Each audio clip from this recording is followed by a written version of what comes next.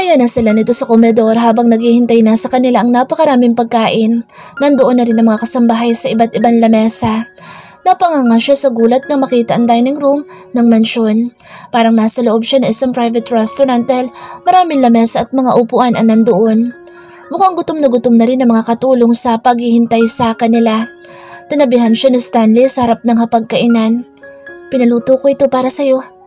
Napatingin siya sa hawak ni Stanley na isang plato na may lamang inihaw na isda at may sausawan pa na kamatis at bagoong sa gilid ng inihaw na isda. Wow, paborito ko yan. Masayang bulalas niya. Noong isang araw pa niya gustong kumain ng inihaw na isda eh. Nakangiti si Stanley habang ipinaghihimay pa siya nito ng inihaw na isda. Tingnan mo, yan ba ang walang relasyon? Chismisan ng ibang katulong habang nakatingin ang mga ito kay Stanley habang inaasikaso siya nito.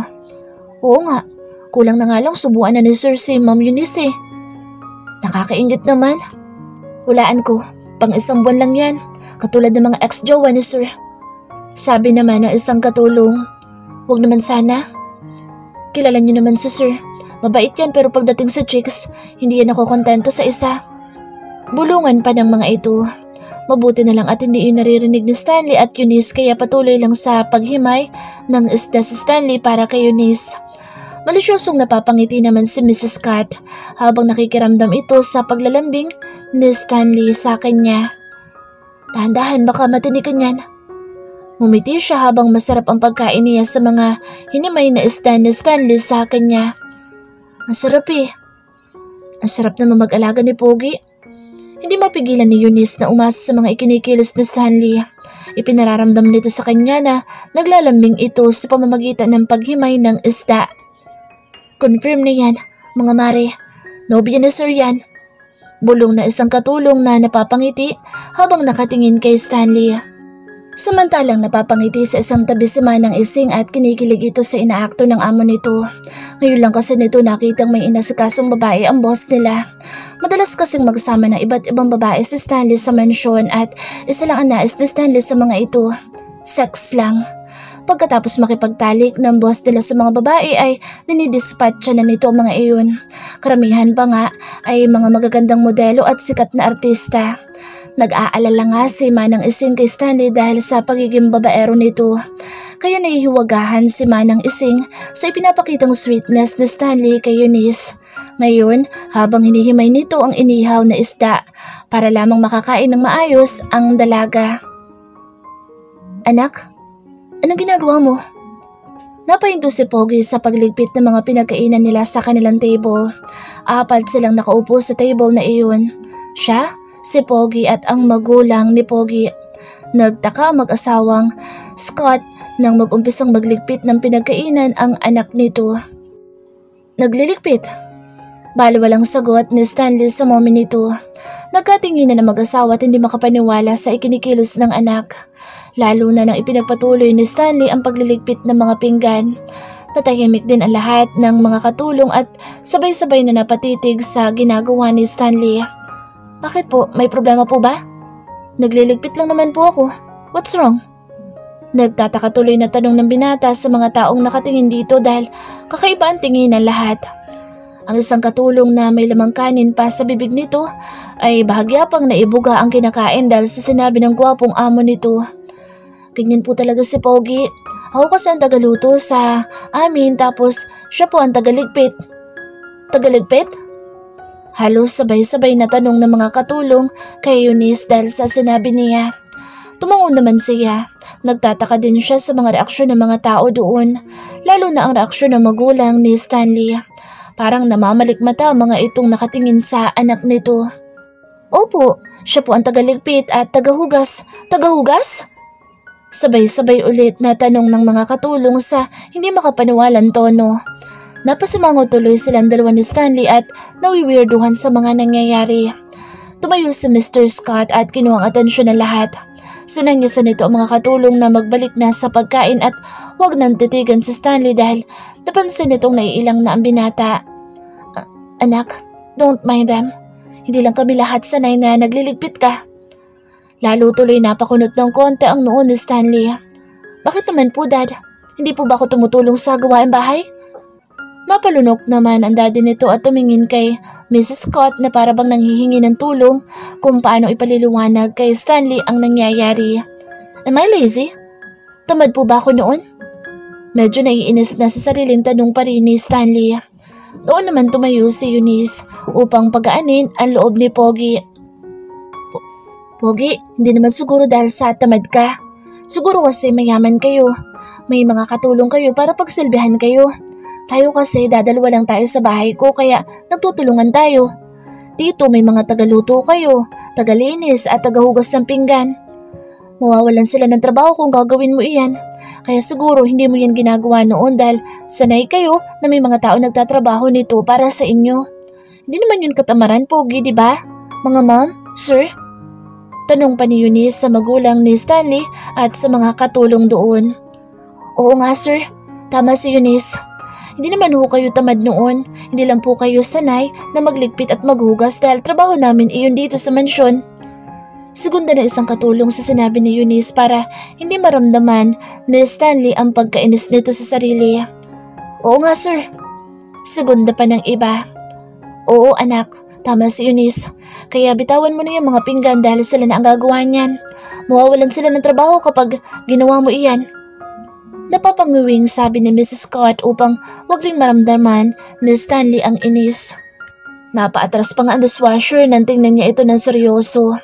Nagbigay rin kasi ng kakaibang tingin ang dishwasher na matanda kay Stanley na parang hindi ito makapaniwala na maghuhugas ng pinggan ang boss nito. Ako na po dito. 4 na pirasong pinggan lang naman at 4 na pirasong baso ito. Sabi ni Stanley sa matandang dishwasher kaya yumuko lang ang dishwasher at hinayaan ng boss nitong maghugas. Sinanyasan lang ni Eunice ang matanda na siya na ang bahala kay Stanley kaya lumabas na ito ng dishwashing room. Pogi, hindi naman siguro ganoon. Huwag ka na mainis sa sarili mo. Iba-iba kasi tayo ng kinasanayan. Ako kasi mahirap lang kami at ikaw naman mayaman kayo. Kung may tagahugas at tagaluto din naman siguro ako, hindi na rin ako maghuhugas at magluluto eh. Ganoon lang yun kasimple. Pero ngayon tingnan mo, nagliligpit ka naman na at naghuhugas pa ng pinggan. Ibig sabihin, yan talaga ang gusto mong gawin. At deep inside, hindi ka naman talaga tamad. Sadyang anak mayaman ka lang talaga at nakasanayan mo nang may mga taong gumagawa noon para sa'yo. Huminga ng malalim si Stanley bago ito tumingin sa kanya. Nabusog ka ba? Pag-iiba na nito ng paksa nila kaya bahagya siyang natigilan bago siyang umiti. Oo naman. Buti nga't inihaw na isda with kamatis at bagoong pinuluto mo eh. Busog na busog tuloy ako. Ilang araw ko nang gustong kumain nun eh. Nagpunas ng kamay si Stanley nang matapos ito maghugas. May mga katulong pala silang nakasilip sa pintuan ng dishwashing room. Habang naghuhugas si Stanley ay nakikinood ang mga ito. Ngumiti si Stanley dahil sa sinabi niya ngunit tahimik pa rin ito at parang malungkot na sumandal sa pader habang nakatingin sa kanya. O bakit parang malungkot ka, Pogi? Natatakot lang ako sa mga nalalaman ko tungkol sa sarili ko. Pakiramdam ko, hindi ko kilala ang taong tinutukoy nila. Huwag kang ganyan sa sarili mo, ano ka ba? Basta ako naniniwala ako mabuti kang tao. Di ba nga sabi mo, sa akin yun dati? Sabi mo sa tingin mo mabuti kang tao. Kung yun ang nararamdaman mo, ibig sabihin totoo yun. At nakita mo rin naman siguro kung gaano ka kamahal ng parents mo at ng mga kasama nyo rito sa mansyon, di ba? Kung masama kang tao, maiinis pa sila sa balitang buhay ka pa rin. Sabihin pa nila, naku, bakit buhay pa yan? Masama na maugali niyan eh. Dapat yan, lunurin na ulit. Napangiti ito sa kadaldalan niya. Natutuwa rin ito sa mga facial expressions niya habang nagsasalita siya. Medyo nakahinga naman siya ng maluwag dahil kahit papaano ay napapagaan niya ang loob nito. Alam niyang hindi madali ang pinagdadaanan nito. Mabuti na lang isinama kita dito. May madaldal akong advisor. Napapangiting sabi ni Stanley sa kanya habang napakagwapo itong nakangiti sa kanya. Napapangiti rin tuloy siya. Madaldal ka dyan. Baka magandang advisor, no? Narinig nila ang paghagikik ng ibang katulong sa pintuan kaya napatingin sila doon. Nagpulasa naman ang mga ito at mabilis na lumayo sa pinto dahil nahuli nilang nakikinig ang mga ito sa kanila. Natuwa tuloy si Eunice dahil muntikan pang magtulakan ang mga katulong sa pagkabigla ng mga ito. Tingnan mo, love na love ka nila. Sinusubaybayan ka hanggang dito. Tumawa na rin si Stanley dahil sa sinabi niya. Gusto mo bang manood ng movie tonight? Tanong ni Stanley sa kanya pagkatapos ng kanilang pagtawa. Namilog ang kanyang mga mata. Sa totoo lang ay gusto niyang sabihin kay Pogi kanina na pa-experience namang makinood sa malaking flat screen TV ng mga ito sa living room na nakita niya kanina. Nakakanood naman siya noon ng TV sa bahay ng tiyuhin niya. Ngunit saglit lang iyon dahil kailangan niyang bumalik sa kabilang isla agad. Talaga? Sige pa. Gusto ko nga subukang manood sa ganoong kalaking TV eh. Malaki pa yata sa akin ang TV niyo. Kaso, ngayon lang ha. Baka hanap-hanapin ko kasi ang panonood ng TV pagbalik ko sa bahay ko. Yari ako dahil wala naman akong TV doon. Kahit bumili pa ako ng TV, hindi naman gagana yun dahil walang signal at kuryente sa bahay ko. Nawala ang ngiti ni Stanley nang ipaalala niya ang pagbabalik niya sa isla. Tila hindi nito gusto mapag-usapan ng tungkol doon. May kakaiba itong lungkot na nararamdaman. Babalik ka pa ba talaga doon? Ayaw mo ba maghanap na lang ng bahay dito sa Manila? Ayaw mo ba dito? Wala sa sariling tanong ni Stanley sa kanya. Naku, ayoko. Ayokong iwanan ng bahay ko. Para ko na rin iniwanan ng mga alaala ng magulang ko kung iiwanan ko iyon. Masaya naman ako doon kahit mag-isa lang ako. Basta dalawin mo na lang ako doon kahit taon-taon lang. Masaya na ako. Napalunok si Eunice sa huling sinabi niya. Gusto sana niyang sabihin na dalawin sana siya nito araw-araw sa isla. Ngunit alam niya imposible iyon. May lungkot tuloy na dumaloy sa puso niya. Alam niyang darating ang araw na magkakalayo na sila ni Pogi at hindi na mauulit ang pagtira nila sa kanyang bahay katulad noon. Let's not talk about it. Tara, manood na lang tayo ng movie. Lumapit si Stanley sa kanya para hawakan ang kanyang kamay. She gasped. Kahit ilang beses na nitong hinawakan ang kamay niya, ay hindi pa rin siya nasasanay sa init na dulot ng kamay nito sa katawan niya. May kiliti iyong hatid sa kaibuturan ng kanyang puso. Anong panunuorin natin? Patay mali siyang tanong niya habang palabas sila ng dishwashing room. Nandoon pa rin pala mga katulong na pasimpleng nakikinig sa kanila. Nagulat pa nga sila dahil nandoon din pala si Mrs. Scott. Hiyang-hiya ang mga ito kaya nagkunwari si Mrs. Scott na nakikipag-usap kunwari sa mga katulong doon. Hoy kayo, mga marites, doon nga kayo? Bakit kayo nandito at nakikinig sa dalawang ito? Kumendat pa sa Mrs. Scott sa mga katulong bilang senyas dito na umalis na doon ng mga ito. Tumawa sa Mrs. Scott na may halong pagkapahiya dahil nahuli nila itong nakikinig sa kanilang pag-uusap ni Stanley. Anak, pasensya na kayo ha. Mga marites kasi talaga mga katulong natin dito. Pero mababait yung mga yun. Teka, manonood kayo ng movie? Huwag na kayo sa living room. Doon kayo sa cinema room. Sa third floor, mas malaking TV doon. Manood kayo ng romance movie or horror movies if you want para mapayakap kayo sa isa't isa at magkakaroon na kayo ng relasyon. Ay, ano ba yan? Kinikilig ako. Napapataki pa si Mrs. Scott sa bibig nito dahil hindi maiwasang kiligin sa kanilang dalawa ni Stanley. Napangiwi tuloy si Eunice dahil hindi maitago ni Mrs. Scott na nakinig rin talaga ito sa kanilang dalawa ni Stanley. Napapangiti tuloy si Stanley dahil sa kakulitan ng mommy nito ngunit tila nagustuhan pa nito ang swestyon ng ina. Tumakbo naman si Mrs. Scott palayo sa kanila at hindi na hinintay pang sasagot nila. Nakakahiya sa mommy mo. Iniisip nila may relasyon tayo. Ikaw kasi pahawak-hawak ka pa ng kamay oh. Itinaas niya pa ang kamay nilang magkahawak ni Stanley. Ngumiti naman ang mukong at tila kinilig pa sa swestyon ng mommy nito sa kanila. Bakit ayaw mo ba? Pilyong tanong nito at hindi hinayaan na makawala ang kamay niya sa pagkakahawak ng kamay nito. Parang tumalon tuloy ang puso niya sa sinabi nito. Tumigil ka nga dyan, Pogi. Mukha pagbiro ka, wagas.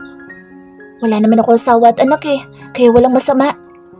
Napapangiti pa rin sabi nito habang nakatingin sa pamumula ng kanyang buong mukha. Uy, kahit na no, sabi ni Manang, marami ka daw nobya eh. Nagpalingon-lingon nito sa kaliwat kanan nito. Nasaan? Kung meron, dapat nandito yun, di ba? Para salubungin ako. Ewan ba niya pero kilig na kilig siya kahit hindi man diretsahang sabihin ni Pogi na gusto rin nito ang ideya ng mommy nito na magkaroon sila ng relasyon. Malay mo, bukas palang pupunta dito. Napanguso ito dahil sa sinabi niya. Lalo tuloy itong gumawa po sa paningin niya. Napaka-negative mo naman. Kagatin mo nga yung dila mo, baka magkatotoo pa. Medyo inis na sabi ni Stanley sa kanya. O diba? Kaya bitawan mo na nga itong kamay ko, Pogi, para hindi na tayo ma-issue. Pilit niyang tinatanggal ang pagkakahawak ng kanilang mga kamay. Ngunit hindi talaga ito pumapayag na tanggalin iyon. Ayoko nga. Tara na, manood na lang tayo. Horror. Hinila na siya ni Pogi para makapunta na sila sa cinema room. Nagkukurutan naman ang mga katulong sa sobrang kilig sa di kalayuan. Nandoon pa rin pala si Mrs. Scott na pasimpleng nakasilip sa kanilang dalawa. Ma'am, ang sakit nyo naman ng mangurot. Ganyan ho pala kayong kiligin? Napapanguwing reklamo ng isang katulong kay Mrs. Scott. Ay sorry, Neng. Kinikilig kasi ako sa dalawang yun eh. Mukhang magkakapo na ako soon. Nararamdaman ko na. Abot langit ang ngiti ng ginang kaya kinilig din ang mga katulong na kasama nito. Susundan pa ba natin sila sa cinema room, ma'am? Huwag na. Hayaan na muna natin silang mag-loving-loving. Ay, kinikilig ako. Napapakurot ulit si Mrs. Scott sa katulong at ito naman ay napapahampas pa sa braso ni Mrs. Scott dahil kinikilig din ito. Aray ha? Kunwaring nasaktan si Mrs. Scott sa paghampas ng katulong sa braso nito. Kaya nag-peace sign lamang ang katulong nang maalala nitong amo pa rin ito ang ginang. Ay sorry madam, na-carried away lang. Samantalang nang makarating naman si Stanley at Eunice sa loob ng cinema room ay may kinausap itong tao doon na mag-aayos ng kanilang panonoorin. Mayroong 10 lazy boy black sofa ang nandoon sa loob ng cinema room at may malaking flat cinematic screen sa harapan. Tuwang-tuwa si Eunice dahil ito pa lang ang unang beses na makakanood siya ng sine. Anong gusto mong panoorin? Kahit ano, wag lang romance at horror no? Sagot ni Eunice kay napangisi si Stanley sa sinabi niya. Alright. Maya-maya pa ay namatay na ang mga ilaw sa paligid nang mag-umpisa na ang movie. Katabi niya si Stanley habang nanonood sila. Romance yata ito eh. Tanong niya kay Stanley nang magsimula ng magkainlovan ang mga artista sa movie na pinapanood nila. Ang storya ay tungkol sa dalawang magkaibigan na parehong may espesyal na nararamdaman para sa isa't isa. Manood ka na lang. Panay ang sulyap na Stanley sa kanya habang nanonood sila ng movie. As usual, naka-holding hands pa din sila. Tila kontento na ito sa paghawak sa kamay niya habang nanonood sila ng movie na iyon. Maya-maya pa ay nadadala na siya sa pinapanood nila. Nakaka-inlove at nakakaiyak na ang mga sumunod na eksena. Ngunit nang maghahalikan ng mga bida ay otomatiko siyang napapikit. Nailang din siya dahil si Stanley lang ang kasama niyang manood ng movie at ganoon pa ang eksena. Parang magsasex pa nga ang mga ito dahil nasa hotel ang eksena. Bakit? Tanong ni Stanley sa kanya dahil napansin nito ang pagpikit niya sa puntong maghahalikan pa lang ang mga bida. Never pa ako nakakakita na naghahalikan no? Bakit kasi yun pang napili mo? Natawa si Stanley dahil sa kanyang sinabi bago nito pinisil ang kanyang pisngi. Natapos ang movie at nagandahan naman silang dalawa sa movie na pinanood nila. Sunundo na rin siya ni Manang Ising pagkatapos nilang manood ng movie ay nandoon na ito sa pinto ng cinema room. Eunice, halika na. Ihatid na kita sa kwarto mo anak. Sabi ni Manang Ising kaya nawala ang masayang ngiti ni Stanley. Manang? Kunot noong tanong ni Stanley nang makita nila si Manang Ising na nandoon sa labas ng pintuan. Yes sir, may problema ho ba? Hindi ba't sinabi ko na po sa inyo kanina na hindi pwedeng matulog si Eunice sa kwarto nyo?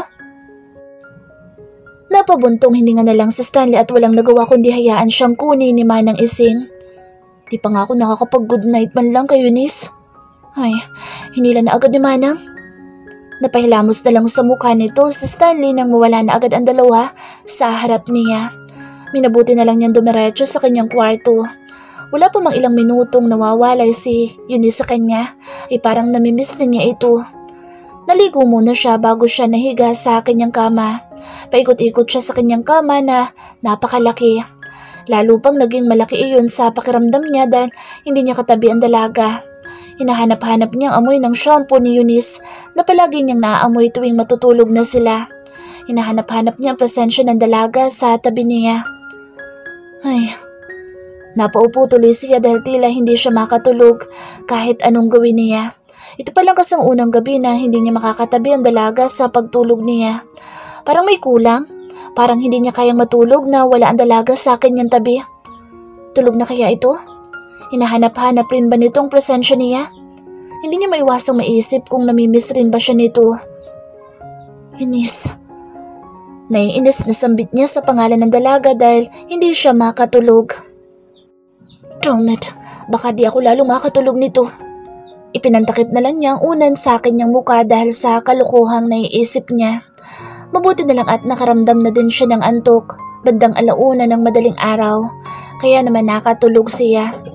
Nagising siya ng umaga ay nagmadali siyang naligo at nagsipilyo para puntahan agad ang dalaga sa kwarto nito na kagabi pa gumugulo sa isip niya. Ang dalaga na namimiss na niya ng sobra-sobra. Namimiss niya magandang mukha nito, ang palagi niyang nakikita sa tuwing gigising siya sa umaga. Kaya naman hindi na siya makapaghintay na makita itong muli. Dad! Pagbukas niya ng kanyang pinto ay eksakto na mapaparating ang daddy niya at mukhang siya talaga ang sadya nito. I'm glad you're awake at mukhang nakaligo ka na. Marami tayong gagawin na tests and treatments for you today. Son, kailangan natin pumunta ng ospital para matingnan at makita ko kung ano ang mga gagawin ko para sa'yo. Ngayon na, Dad? Teka, tatawagin ko lang si Eunice. Huwag na, son. Marami akong gagawing laboratory test sa'yo ngayon, kaya maiinip lang si Eunice kung isasama mo pa siya sa ospital. At saka wala naman dyan si Eunice dahil isinama siya ng mommy mo sa mall. Kanina pa sila umalis. What? Parang lalo tuloy niyang namiss ang dalaga dahil buong araw niya itong hindi nakasama at nakita man lang. Buong araw din siyang nasa ospital at ang daddy niya mismo ang nag-check up sa kanyang kalagayan. Inip na inip nga siya at gusto na niyang umuwi para makita si Eunice ngunit hindi siya pinayagan ng daddy niya dahil marami pa daw itong gagawin sa kanya. Dad, hindi pa ba tayo uuwi? Tanong ni Stanley sa daddy niya at panay ang tingin niya sa orasan. Malapit na anak. Nasa bahay na ba sila mommy at Eunice? Pasimpleng tanong niya sa daddy niya habang busy ito sa pagtingin ng x-ray ng kanyang bungo. Kanina pa. Nag-text ang mommy mo na nakauwi na sila ni Eunice sa mansyon. Let's go, Dad. Umuwi na rin tayo. Pwede pa naman bukas yan. Tumayo na siya at nauna nang lumabas ng ospital. Saan? Saglit na lang ito. No, Dad. Uwing-uwi na ako. Nagmamadali na siya lumabas ng ospital and he badly missed her. Ngayon pa lang siya nahiwalay ng ganoong katagal sa dalaga at ito lamang ang laman ng isip niya sa buong araw na iyon. Walang nagawa sa Mr. Scott nang magdesisyon siyang umuwi kaya sinundan na lang siya nito. Son, bakit ba uwing-uwi ka na? Hindi ko tuloy na-save yung ibang files mo. Dad, I badly want to see her now. Napatigil si Mr. Scott sa pagreklamo ng magets nito kung anong pinagkakaganoon ng anak nito. Naku anak, akala ko ba magkaibigan lang kayo? Hindi niya sinagot ang kanyang daddy at parang nais na nga niyang palitan ito sa pagmamaneho dahil nababagalan siya sa pagmamaneho nitong pauwi. Dad, munting bilis naman. Tumawa lamang ang daddy niya habang napapailing ito. Ngayon lang pala kayo nakapaghiwalay ni Eunice kaya ka nagkakaganyan. Mga kabataan talaga. Don't tell me, Dad, na hindi mo naranasan ito. Natatawa din tuloy siya dahil alam niyang nauunawaan ng daddy niya ang kinikilos niya. Medyo? Binigyan niya ito ng hindi naniniwalang tingin. Sa palagay kasi niya ay nagmana siya sa daddy niya sa pagiging possessive nito. Medyo mas malala pa ako sa'yo. Patuloy ng daddy niya sa sinabi nito kaya pareho silang natawa. Tita, para saan po ito? Cellphone? Pang-call and text yan, iha. Nakangiting sagot ni Madam Samantha Scott kay Eunice habang nasa loob sila ng isang napakagandang restaurant. Kasalukuyan silang kumakain ng kanilang lunch. Pagkatapos nilang mag-shopping ng sangkatutak na mga damit at sapatos para sa kanya. Isinama kasi siya ni Mrs. Scott sa isang shopping mall upang ipag-shopping siya nito. Gusto lang daw nitong makabawi sa mga ginawa niyang kabutihan sa anak nito. Maaga pa lang ay ginising na siya ng ginang. Hindi na tuloy siya nakapagpaalam kay Pogi dahil tulog pa ito nang umalis sila. Buong gabi niyang na-miss si Pogi. Hindi siya nakatulog ng maayos kagabi. Bukod kasi sa sobrang lamig ng kwarto niya ay tila nangungulila siya sa presensya ni Pogi. Nasanay na siyang katabi ito sa tuwing natutulog siya. Bahagya siyang napangiwi sa isinagot ni Mrs. Scott. Mabait ito sa kanya ng sobra kaya nahihiya siya sa mga binibili at binibigay nito sa kanya. Sobra-sobra na ang mga ibinibigay nito dahil hindi naman siya nanghihingi ng kapalit sa pagtulong niya kay Pogi. Alam ko pong cellphone ito, tita. Ang ibig ko pong sabihin ay para saan po ito? Hindi ko po ito matatanggap dahil wala naman pong signal sa lugar kung saan ako nakatira. Maayos niyang pagtanggi kay Mrs. Scott bago niya iniurong ang maliit na box ng cellphone pabalik sa harapan nito. Darling, it's okay. Kahit habang nasa Manila ka, dito mo lang yan gamitin. Kailangan kasi may ganito ka sa Manila para makontak din kita kapag may gusto akong sabihin sa'yo. Matatawagan agad kita. Ibinalik din ni Mrs. Scott ang box ng cellphone sa harap niya habang sumisip-sip ito ng milk tea sa itim na straw ng malaking milk tea chocolate na inumin nito. Para din matext mo at matawagan ang poging anak ko, di ba? Napahagikik pa ito na parang kinikilig. Nakakahiya naman po sa inyo, tita. Sobra-sobra na po ito. Ang dami niyo na nga pong pinamili sa akin ng mga damit at sapatos. No problem, darling. Kulang pa iyan sa nagawa mo sa akin. Alam mo ba, 2 linggo na akong parang mababaliw? Hindi ko matanggap na wala ng anak ko. Hindi ko kaya. Ayoko na nga mabuhay, ihay eh. Pero, iyong ibinalik ang sigla sa buhay ko. Alam mo, kapag naging nanay ka na, mauunawaan mo kung gaano ako nagpapasalamat sa'yo sa pagtulong mo sa anak ko. Seryoso ko, darling, na sabihin kong anghel ka ng buhay namin. Ikaw ang anghel na nagbalik ng anak ko. Maraming salamat sa'yo, iha. Walang kahit anong material na bagay o pera ang makakatapat sa ginawa mong kabutihan sa anak ko. Mrs. Scott made her speechless. Hindi siya makapagsalita sa mga nasabi nito sa kanya at ramdam niyang mula iyon sa kaibuturan ng puso nito. Ang puso ng isang magulang na nangungulila ng husto sa anak nito at parang milagro ang nangyari sa pagsagip niya sa anak nito. Napapunan siya sa kanyang luha dahil naiiyak na pala siya dahil umiiyak na rin ito. Sabay silang napangiti sa isa't isa dahil sabay silang napapunas sa kanilang mga mata. Naiyak naman po tuloy ako, tita. Masaya po talaga ako at nakabalik na si Stanley sa buhay niyo. Masayang-masaya po ako para sa inyo, tita, pero huwag niyo po akong pasalamatan, tita. Instrumento lang po siguro ako ng Diyos sa buhay ni Stanley kasi hindi pa po siya pwedeng mawala sa mundo dahil alam ng Diyos na maraming nagmamahal sa kanya. Hinuwakan niya ang kamay ni Mrs. Scott at marahang pinasil iyon para iparating dito na nauunawaan niya ang pakiramdam nito. Darling, napakabait mong bata. For sure nakangiti ang mga magulang mo sa nagawa mong kabutihan sa anak ko. Sana nga ako, tita. Mommy na lang ang itawag mo sa akin. Simula kasi nang mamatay ang anak kong babae, ay wala na ibang babae ang tumatawag sa akin ng mommy. May lungkot na dumaan sa mga mata nito. Namatay po? Tumango si Mrs. Scott. Oo, namatay siya noon dahil sa sakit niya. Maagang kinuha siya sa amin. Sobrang inalagaan namin ng husto si Stanley simula nang mawala ang kapatid niya. Mahal na mahal ko ang mga anak ko, iha. Sila ang buhay ko. Hindi ko nakakayanin pa kung mawawala pa si Stanley sa buhay namin ng asawa ko. Ikinalulungkot ko pong marinig iyan, tita. Mommy. Nakakahiyaman pong tawagin kayong mommy pero gagawin ko po para maramdaman niyo po ulit na may anak kayong babae. Ngumiti nang may halong pasasalamat ang ginang sa kanya. Sana nga maging anak talaga kita someday. Ako siguro ang pinakamasayang binan sa buong mundo. Makahulog ang sabi nito kaya naman napangiwi siya. Imposible po yan, tita. Napakasimple ko lang po kaya malabong magustuhan ako ni Stanley. Tumaas ang kilay nito na parabang hindi sang-ayon sa sinabi niya. Manhid ka ba, iha?